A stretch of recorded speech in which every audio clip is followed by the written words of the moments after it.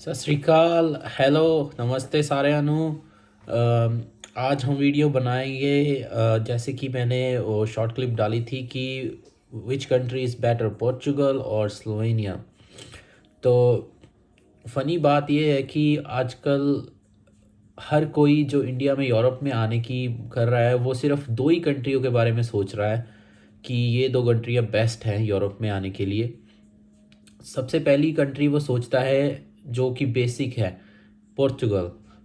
Portugal Europe का Schengen का part है, और अगर आपके पास पोर्चुगल का वीज़ा है आप यूरोप में कहीं भी ट्रैवल कर सकते हैं, और आप कई और कंट्रियाँ यूरोप के साथ लगती हैं वहाँ पर भी आप ऑन अराइवल जा सकते हैं या फिर ई वीज़ा ले सकते हैं। जो सेकंड कंट्री है वो है पोलैंड। पोलैंड में ऐसा है कि जैसे आप ये रखें कि इंडिया से लोग कनाडा जाते हैं, वैसे है पोलैंड का। कि पोलैंड में इतने लोग आ रहे हैं कि वो सोच रहे हैं कि Poland is the best country. But आप ये देखिए कि यूरोप में इतनी कंट्रियां हैं कि दो कंट्री को छोड़ के लोग बाकी किसी भी कंट्री के बारे में इतना नहीं जानते कि हमें कौन सी कंट्री में आना चाहिए कौन सी नहीं। इसीलिए मैं ये वीडियो बना रहा हूँ कि why you should choose Slovenia over Portugal. No doubt कि पोर्चुगल में आपको सब कुछ मिलता है तो स्लोवेनिया में भी आपको सब कुछ मिलता है, ऐसी बात तो नहीं है। तो जो मेजर डिफरेंस है पोर्चुगल और स्लोवेनिया में वो ये है कि आपको पोर्चुगल का वर्क परमिट इंडिया से नहीं मिलता है। वो बनाते हैं, उनका है system, but in the current times there are not so many companies who are hiring people from outside Portugal, from third nation countries. Third nation countries वो होती हैं जो कि यूरोप यूनियन में नहीं आती हैं, जो कि शेंगन जोन में नहीं आती हैं। They are called third nation countries. Whole Asia is a third nation country for Europe. तो अब आप ये भी सोचेंगे कि why third, why not second. तो सेकंड नेशन कंट्रीज़ वो हैं जो कि यूरोप के साथ लगती हैं और जो कि यूरोप यूनियन में है बट शेंगन में नहीं है। Those are second nation countries. तो उसको यूरोप में बोलते हैं EEA जोन। तो हम बात कर रहे हैं कि स्लोवेनिया और पोर्चुगल। देखिए प्रोसेस जो है वो सिमिलर ही है। यहाँ पे लोग आते हैं किसी भी यूरोपियन कंट्री का टूरिस्ट वीज़ा या कोई भी वीज़ा लेके आते हैं, वो पोर्चुगल चले जाते हैं कि हमें पोर्चुगल में पेपर बड़ी आसानी से मिल जाएंगे, वर्क परमिट बड़ी आसानी से। ऐसा नहीं होता, आपको वहाँ जाना पड़ता है, आपको रहना पड़ता है। उस प्रोसेस को लाइक 7 से 8 महीने लग जाते हैं कि आपको पोर्चुगल का पेपर मिलते हैं, और वो पेपर भी आपको वर्क परमिट मिलता है, ना कि आपको वो सिटीज़नशिप दे देते हैं या फिर परमानेंट रेजिडेंस दे देते हैं। नो। तो आप सोचे कि आप इंडिया से आए हैं, पहले से ही आपके 3-4 महीने इंडिया में लग गए हैं पोर्चुगल का टूरिस्ट वीज़ा लेने में या फिर किसी और यूरोपियन कंट्री का टूरिस्ट वीज़ा लेने में, और फिर वहाँ से आप पोर्चुगल जाते हो। पहले तो आपने इंडिया में पैसे दिए होंगे, आपने किसी एजेंट को या कंपनी को जिसने भी आपका वीज़ा लगवाया होगा, 5-6 लाख या 10 लाख जितने भी दिए होंगे। फिर आप पोर्चुगल में आते हो, वहाँ पे आप बंदा ढूंढते हो कि जो आपका वर्क परमिट अप्लाई कर सके, जो आपके लिए वो सेम ही सिस्टम है जो मैं आपको आगे स्लोवेनिया के बारे में बताऊंगा। बट स्लोवेनिया का सिस्टम बहुत ही सेफ़, ट्रस्टेबल और लीगल वे है, और ख़र्चा भी बहुत कम है। तो पोर्चुगल में आप जाते हो, बंदा ढूंढते हो, जी हमें वर्क परमिट चाहिए, आपको वर्क परमिट बनाता है, उसको 7-8 महीने लग जाते हैं।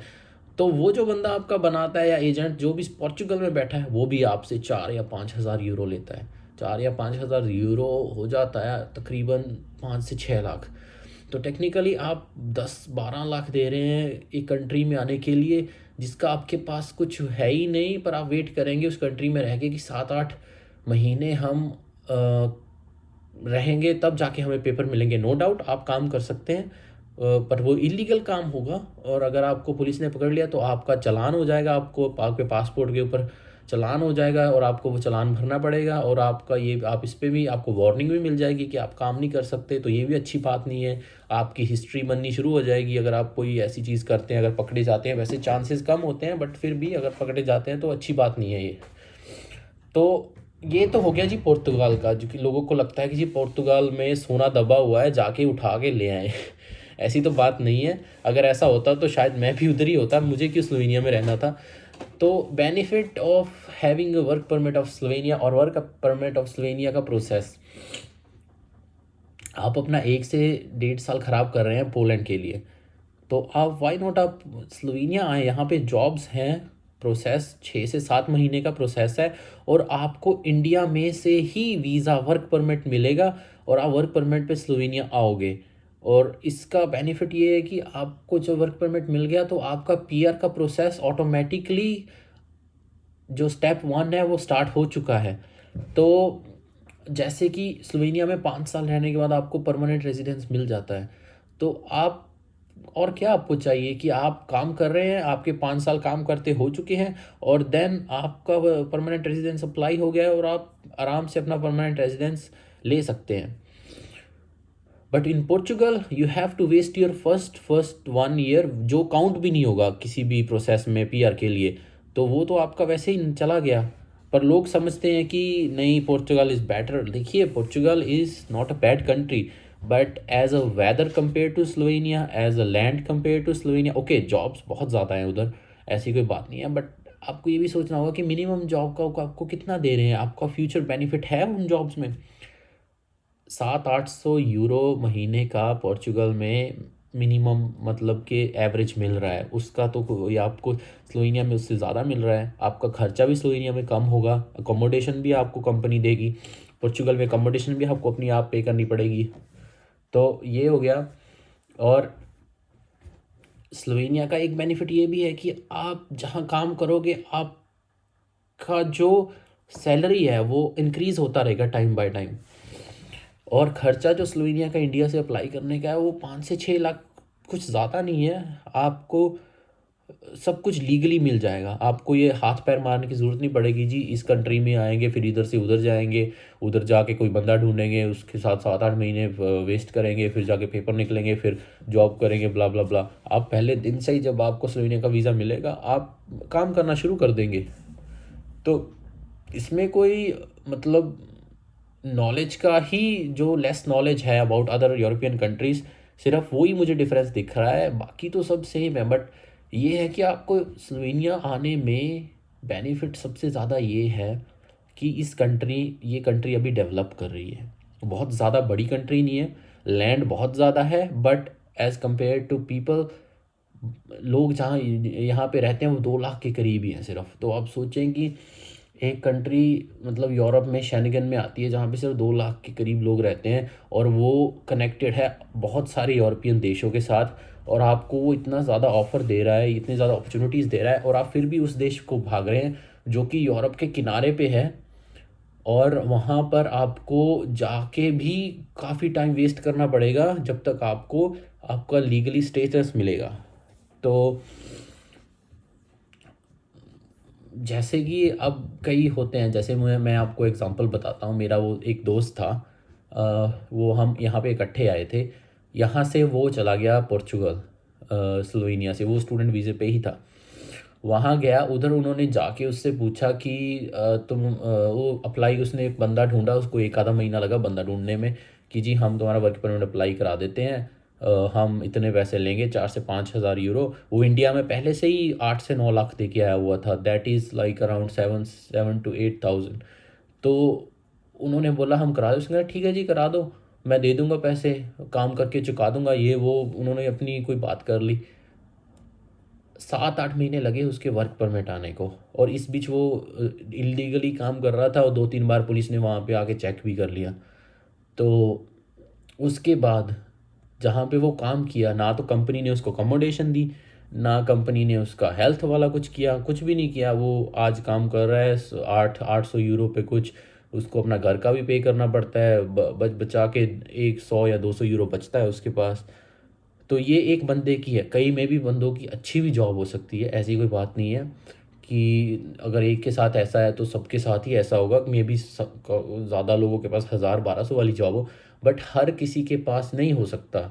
हर कोई बंदा टॉप पे नहीं हो सकता, हर कोई बंदा बॉटम में नहीं हो सकता, एवरेज बंदे ज़्यादा होते हैं। तो अगर आपने एवरेज ही बनना है तो आप स्लोवेनिया में आ सकते हो, आपके पास यहाँ पे चांस ज़्यादा है टॉप पे होने का। कि आपके पास ज़्यादा पैसे कमाने का चांस है, अपॉर्चुनिटीज़ ज़्यादा है। लाइक एशियंस बहुत कम है। अगर आप as compare to any other European country, Slovenia is the only country कि यहाँ पर इस वक्त एशियन वर्कर्स इतने कम है कि आप अपनी जॉब चेंज कर सकते हो बड़ी इजीली। उसका प्रोसेस होता है, आप कहीं भी काम कर सकते हो। आप अपने अगर आप अच्छे हो काम में तो आप अपने बॉस के साथ टॉक कर सकते हो कि मुझे और सैलरी चाहिए। टाइम द टाइम वो इंक्रीज़ भी कर देते हैं, ऐसी बात नहीं है कि वो इंक्रीज़ नहीं करते।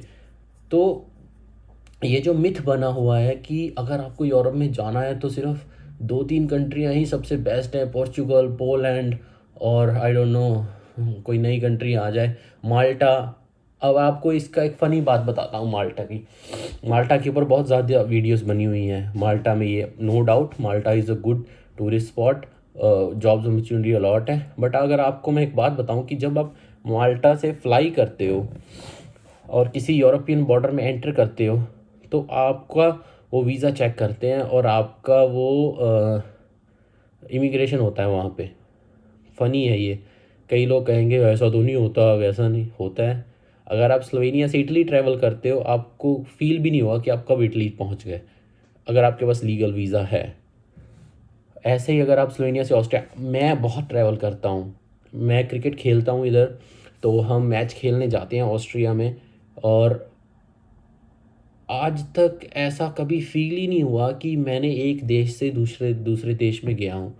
इतना मतलब कि अच्छा सिस्टम है कि अगर आप ऐसी किसी कंट्री में आते हो जहाँ पे आपका एक्सेस जो ओपन एरिया बहुत इंक्रीज़ हो जाता है, जहाँ पे आप कहीं भी जा सकते हो। तो एक तो ये हो गया, और दूसरा जो सबसे बड़ा बेनिफिट स्लोवेनिया का ये है कि आपको सपोर्ट बहुत मिलता है इधर। आपके वो कंपनी से सपोर्ट बहुत मिलता है, लोकल कम्युनिटी से सपोर्ट मिलता है। देखिए रेसिज्म और ये सारी बातें तो हर देश में है कि आपको लोकल बंदे आपको पसंद नहीं करते। इंडिया में भी ऐसा ही है, यू सब देशों में है। तो बट यहाँ पर ये है कि लोग समझदार हैं। लोग ऐसे नहीं है कि तुम यहाँ के नहीं हो, यहाँ से निकल जाओ, ऐसा नहीं होता इधर। इधर लोग समझदार हैं, अगर उनको वैसे कोई अच्छा नहीं लगता वो बोल देते हैं। ऐसा नहीं है कि वो आपकी चुगलियाँ करते हैं, ये तो नॉर्मल हर देशों में ऐसा चलता ही रहता है। तो ये सब बातें अगर किसी को पता हो तो ये क्या बेनिफिट कर सकती हैं बंदे को अच्छी कंट्री चूज़ करने के लिए। अम, ये तो मैंने आपको डिफरेंस बताया पोर्चुगल का और स्लोवेनिया का। ये है कि पोर्चुगल में भी वर्क परमिट मिलता है बट उसका प्रोसेस इतना लंबा है और आपके पैसे इतने ख़राब होंगे कि अगर आप कम पैसों में स्लोवेनिया आ सकते हैं, प्रोसेस आधा टाइम होगा उसका और आप अच्छे तरीके से सेटल हो सकते हैं। तो no doubt it's a better country, no doubt it's a better opportunity. तो आप 5-6 लाख अगर किसी को दे भी रहे हो तो that's not a, I think आप वो कवर कर सकते हो 5-6 महीनों के अंदर अंदर। तो अब मैं आपको एक और बात बताना चाहता हूँ। काफ़ी मैसेजेस आ रहे हैं मुझे रिगार्डिंग प्रोसेसिंग टाइम। तो रिगार्डिंग प्रोसेसिंग टाइम तो मैं आपको यही बोलूँगा कि जो स्लोवेनिया का work permit, not for any other visa, student का मे बी थोड़ा और हो सकता है। तो फॉर वर्क परमिट एवरेज जो कि आप मिनिमम रख लो, वो इस वक्त 6 से 7 महीने वो है प्रोसेस। और आपके फिंगर होने के बाद भी 2 या 3 महीने आराम से निकल जाते हैं आपका कार्ड आने में। देखिए हर एक कंट्री में जब आप वीज़ा अप्लाई करते हैं, हर एक कंट्री के पास एक कोटा होता है कि हमने एक दिन में इतनी फाइल प्रोसेस करनी है। और हर की कंट्री के पास लिमिटेड अमाउंट ऑफ वर्कर्स होते हैं, वो हर बार वर्कर्स नहीं रख सकते, स्पेशली इमिग्रेशन ऑफिस। हम सोचे तो इमिग्रेशन ऑफिसर वो होता है जो सबसे पढ़ा लिखा इंसान होता है दुनिया में। जैसे कि हम सोच सकते हैं कि वो उस बंदे के पास इतनी मतलब कि वो एक तरह का अपने आप में नॉलेज का भंडार होता है, इसीलिए उसको वीज़ा ऑफिसर की जॉब मिलती है। ऐसा नहीं कि किसी को भी बना देते हैं वीज़ा ऑफिसर। स्लोवेनिया में भी ऐसा ही है कि जो वर्कर्स हैं वेरी वेरी लिमिटेड, और इनके पास हर दिन की एक कोटा होता है कि हमने हर दिन में इतनी नई फाइलें लेनी है, इतने रिज़ल्ट निकालने हैं, इतने कार्ड बनाने हैं। तो उस हिसाब से प्रोसेस चलता है। ऐसा नहीं है कि जी मेरा मैंने अप्लाई किया है तो इनको आज ही देना पड़ेगा, वो अपने सिस्टम के हिसाब से काम करते हैं। ये अब बात समझने वाली है, सबको समझना चाहिए ये बात को, कि अगर आप किसी भी कंट्री में अप्लाई कर रहे हो तो वहाँ पे सब कुछ सिस्टम के हिसाब से होता है, ना कि हमारे हिसाब से। तो स्लोवेनिया का भी सिस्टम है एक, ये इतना टाइम लगने का सिस्टम की वजह भी है, उनका अपना एक प्रोसेस है जो वो करते हैं। तो अगर हम इस बात को समझ लें कि जी ऐसा होता है, तो 6-7 महीने बड़े आराम से निकल जाते हैं, सोचने की ज़्यादा ज़रूरत नहीं होती। आपने सब कुछ दे दिया, आपका काम अच्छा चल रहा है, आपके पेपर लगे हुए हैं, आपका वीज़ा निकल के आ जाएगा, तो वेट करना is not the wrong thing. आप अपने फ्यूचर के लिए वेट कर रहे हो। देखिए वो बोलते हैं ना जी, सब्र का फल मीठा होता है, तो आप अपने फ्यूचर के लिए सब्र रखो, आपका फल मीठा मिलेगा आपको। तो ये तो हो गया प्रोसेसिंग का। अब एक और लोग पूछ रहे हैं कि स्लोवेनिया का वेदर कैसा है। वेदर स्लोवेनिया का as a current time, it's a winter time, it's snowing, temperature is like around 1 to 2 degree, और ये माइनस में भी चला जाएगा, बट इतना नहीं जाता कि जी आप जम ही जाते हैं। तो अभी ये प्रोसेस चल रहा है। तो अगर हम देखें कि अगर कौन सा बेस्ट टाइम होता है, देखिए बेस्ट टाइम तो वही होता है जब आपके पास आपका वीज़ा हो, आप आ जाएं। बेस्ट टाइम कोई नहीं होता साल का कि जब आपको, हाँ टूरिस्ट के लिए होता है, बट फॉर अ वर्कर जब आपको कंपनी आपको बुलाना चाहती है आपको तभी आना पड़ेगा। आप ये नहीं कह सकते I want to come when is the best time. तो ये हो गया। अब मैं आपको एक बात बता रहा हूँ कि इस वक्त काफ़ी लोगों ने अप्लाई किया हुआ है, काफ़ी लोगों की मैंने हेल्प की है अप्लाई करने में, डॉक्यूमेंट्स इकट्ठे करने में, कंपनी से बात करवाई है। और मुझे भी काफ़ी कंपनियां जानती हैं, कई लोगों का मैंने भी अप्लाई करवाया हुआ है वीज़ा। तो जो मेरा पर्सनल एक्सपीरियंस है, क्योंकि मैं जब ऑफिस में जाता हूँ फ़ाइल लेके किसी की ऑन द बिहाफ कंपनी के लिए, तो मैं उनसे पूछ लेता हूँ कि आप क्या बताएंगे, तो वो फ़ाइल चेक करते हैं और वो बता देते हैं कि देखिए हमारे पास अमाउंट ऑफ वर्क बहुत है, इसका टाइम 5 से 6 महीने तो लगेगा ही लगेगा, उससे ज़्यादा भी लग सकता है, कम नहीं हम बोल सकते। तो this is how they tell you. और वो सच बोल रहे हैं, वो झूठ नहीं बोल रहे। देखिए उनको झूठ बोलने की ज़रूरत नहीं है, उनका एक काम का सिस्टम है वर्क परमिट का, वो ये नहीं चाहते कि हम कोई गलती करते हैं। देखिए इमिग्रेशन का काम इतना ज़्यादा सीरियस काम होता है कि अगर एक गलती कर दो तो किसी का फ्यूचर ख़राब हो सकता है, और अगर एक बड़ी गलती हो जाए तो एक कंट्री के लिए बहुत बड़ा डेंजर हो सकता है। तो आपको समझना होगा कि ये प्रोसेस ऐसे ही चलता है और ऐसे ही चलता रहेगा जब तक अमाउंट ऑफ वर्कर इंक्रीज़ नहीं होते स्लोवेनिया में, और या फिर amount of every day processing limit increase नहीं होती। तो ये तो हो गया इसका। अब हम आते हैं जॉब्स के ऊपर। देखिए करंटली मैंने अभी कुछ लड़कों का अप्लाई किया हुआ है स्लोवेनिया के लिए, और उनको अभी 7 महीने हो चुके हैं, उनकी फिंगर की डेट आने वाली है, और आई होप वो जल्दी आ जाए। वंस उनके फिंगर डन, मैं आपको जब उनका फिंगर के लेटर आ गए मैं आपको दिखाऊंगा अभी को लेटर कैसा दिखता है और उस पर क्या लिखा होता है। और जब उनके कार्ड आएंगे मैं आपको कार्ड भी दिखाऊंगा कैसे कार्ड बनते हैं। तो बहुत सारी अपॉर्चुनिटीज़ हैं, जैसे कि अब मैं यहाँ पे काम कर रहा हूँ एक कंपनी के अंदर। तो उस कंपनी में उस जो कंपनी का मालिक है, उस वो यहाँ का लोकल बंदा है, और उसके पास बहुत ज़्यादा जो बोलते हैं कि बिजनेसेस हैं। तो मैंने गाने लगाए थे, गाने बंद हो गए। आज थोड़ा सर्दी बहुत हो गई है एकदम, रात को बर्फ़ पड़ी थी, तो आज थोड़ा ना वो ज़ुकाम होके रखा हुआ है तो अम, तो जहाँ पर मैं जॉब कर रहा हूँ वहाँ के मालिक के बहुत ज़्यादा बिजनेस है, 4 से 5 तो उसके रेस्टोरेंट हैं। He is doing this business from 25 years. और उसके कंस्ट्रक्शन में भी काफ़ी लोगों के साथ उसका पार्टनरशिप है, जो कि वर्कर्स को वो जो प्रोजेक्ट लेते हैं उनमें वर्कर्स की ज़रूरत होती है, तो उसमें काफ़ी ज़्यादा ज़्यादा लोगों की ज़रूरत होती है।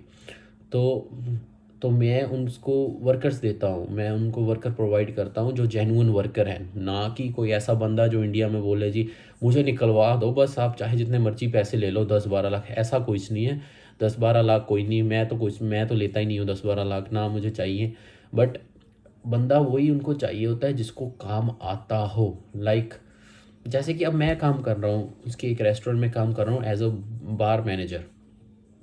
मैं काम कर रहा हूँ बिकॉज मुझे काम आता है, इसीलिए उसने मुझे मैनेजर बनाया हुआ है, इसीलिए मैं वो काम कर रहा हूँ। और कल को अगर वो किसी को वैसे ही रख ले जिसको काम नहीं आता, दैट्स नॉट गुड। तो सेम ऐसा ही है कि अगर इंडिया से कोई बंदा आता है कंस्ट्रक्शन वर्क में, जैसे कि हमें लगा ले कि किसी को बिल्डर एज अ बिल्डर बुला रहे हैं जिसको कंस्ट्रक्शन वर्क आता है, बिल्डिंग बनानी आती है, हम देसी भाषा में ये बोले मिस्त्री।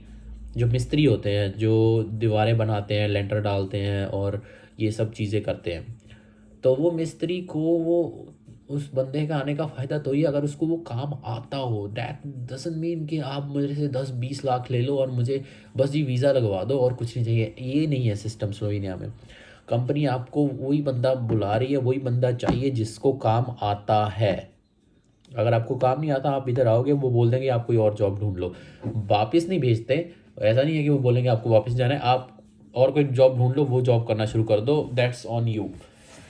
तो ऐसा ही है कि मैंने काफ़ी लड़कों के अप्लाई करवाए हुए हैं इस वक्त, और मैं भी वेट कर रहा हूँ कि फिंगर्स की डेट आ जाए, मेल आएगी मुझे और तब उन लड़कों के फिंगर्स हो जाएंगे। तो मैं आपको दिखाऊंगा कि ये वैसे प्रोसेस चल रहा है। देखिए अब जो लड़कों के मैंने अप्लाई करवाए हुए हैं, उन लड़कों के अभी तक 7 महीने 6 महीने आराम से निकल चुके हैं। तो वो निकल गए थे पेपर वर्क में, ट्रांसलेशंस में, जो सब कुछ होता है। तो अब सिर्फ फिंगर आने और फिंगर के बाद कार्ड की वेट करनी है। देखिए फिंगर के बाद, फिंगर होता है एक तरीके का कंफर्मेशन ऑफ अप्लाइंग। देखिए 2-3 स्टेप हैं। पहली कंफर्मेशन होती है जब आप कंपनी को अपने डॉक्यूमेंट्स भेजते हो। देखिए किसी भी कंपनी के पास फजूल टाइम नहीं है आपके डॉक्यूमेंट ले ले और आपका काम ना करे। कंपनी डॉक्यूमेंट उसी के लेती है जिसका उसने काम करना है। तो फर्स्ट कंफर्मेशन होती है कि आप सेलेक्ट हो गए हैं कंपनी में, आपको कंपनी ने सोचा कि बोल दिया कि हाँ I will take you as a worker. तो पहला काम तो यही होता है। दूसरा काम है कि जब आपका स्लोवेनिया में अप्लाई हो गया है, this is the second confirmation. Third confirmation होती है कि जब आपके फिंगर के लेटर आ गया और आपने फिंगर दे दिए। देखिए जिस वक्त आपने फिंगर दे दी है ना, दैट मीन्स आपका वीज़ा आना ही आना है। आपका वीज़ा नहीं आने का कोई चांस ही नहीं है, आपका वर्क परमिट आएगा ही आएगा। तो अभी तक तो सक्सेस रेट लाइक 99.9% है। 1% हमेशा ही होता है कि कोई सर्कमस्टांसिस आ गए, कोविड आ गया, या कंपनी ने कोई पॉलिसी चेंज कर दी, या कोई लॉ चेंज हो गया, या ये सब चीज़ें हैं। तो बाय द वे लॉ से मुझे याद आया कि एक नया लॉ आ रहा है परमानेंट रेजिडेंसी के लिए स्लोवेनिया के लिए, वो लैंग्वेज रिगार्डिंग, जो अभी अप्लाई नहीं हुआ है बट हो जाएगा जल्दी, उसके बारे में मैं वीडियो बनाऊंगा। तो I will suggest everyone to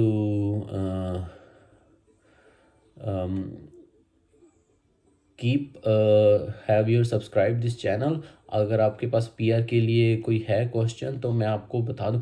PR types भी बहुत हैं इधर। एक पीआर मिलती है 5 साल में, एक होती है 2 साल में, एक आपको मिल जाती है 2 साल में, एक मिलती है आपको 1 साल में। ऐसी काफ़ी तरह की पीआर्स हैं जो अगर आप अच्छे स्किल्ड हैं आपके पास, आप आराम से 1 साल में भी पीआर हो सकते हो। तो आपको उसके लिए मतलब आपको उसकी नॉलेज होनी चाहिए, और उस पर मैं वीडियो बनाऊँगा ज़रूर। और अगर हम बात करें, अगर किसी ने अप्लाई करना है स्लोवेनिया के लिए करंटली, जो कि मेरे वर्क में है, जो कि मुझे वर्कर्स चाहिए अपनी कंपनी के लिए, जिस कंपनी में मैं काम कर रहा हूँ, हमें कंस्ट्रक्शन वर्कर्स चाहिए। तो अगर आपके पास कोई भी कंस्ट्रक्शन स्किल है, स्पेशली इन कारपेंटर, और जिसको फ्लोरिंग करना आता है, टाइलें वगैरह लगाना आता है, वो मुझे कांटेक्ट कर सकते हैं। आप मुझे मैसेज करें, मेरा ईमेल है, आप ईमेल पे अपना सीवी भेज सकते हैं, या फिर आप मुझे इंस्टाग्राम पे मैसेज कर सकते हैं। मैं एचआर टीम को आपका डॉक्यूमेंट फॉरवर्ड कर दूंगा, और जो भी मेरी फ़ीस होगी हम उसके बारे में रिगार्डिंग में आपको हम बात कर लेंगे। आपको मैं बता दूंगा कि इतनी मेरी फ़ीस होगी और किस टाइम पे मैं फ़ीस ले लूँगा अपनी, और आपका प्रोसेस हम शुरू कर सकते हैं अगर आप एक्सेप्ट हो जाते हो हमारी HR टीम से। तो इस वक्त winter is the best chance. जो आज की डेट में, आज से लेके दिसंबर के एंड तक जो भी अप्लाई कर रहा है ना, he is doing the best thing for Slovenia, because उसका वीज़ा जुलाई अगस्त तक आ जाएगा और तब समर का पीक होता है, और आपकी जब आप आओगे ना इधर, आपका काम शुरू हो जाएगा और आप अच्छे तरीके से ग्रिल हो चुके होगे कि आपका अगले आने वाले साल बहुत अच्छे निकलेंगे। और ये बेस्ट है कि विंटर में आपका प्रोसेस हो, क्योंकि सर्दियों में जो वर्कलोड होता है वो इतना नहीं होता। तो द बेस्ट थिंग इज़ आपका प्रोसेस अभी स्टार्ट हो जाए और आपका जो प्रोसेसिंग टाइम है वो विंटर निकल जाएगा। जब समर शुरू होगा, समर के बीच में आपके वीज़े आ जाएंगे। एक क्वेश्चन आ रहा है जी, लड़कियों के लिए आप जॉब्स बताएं कौन कौन सी हैं।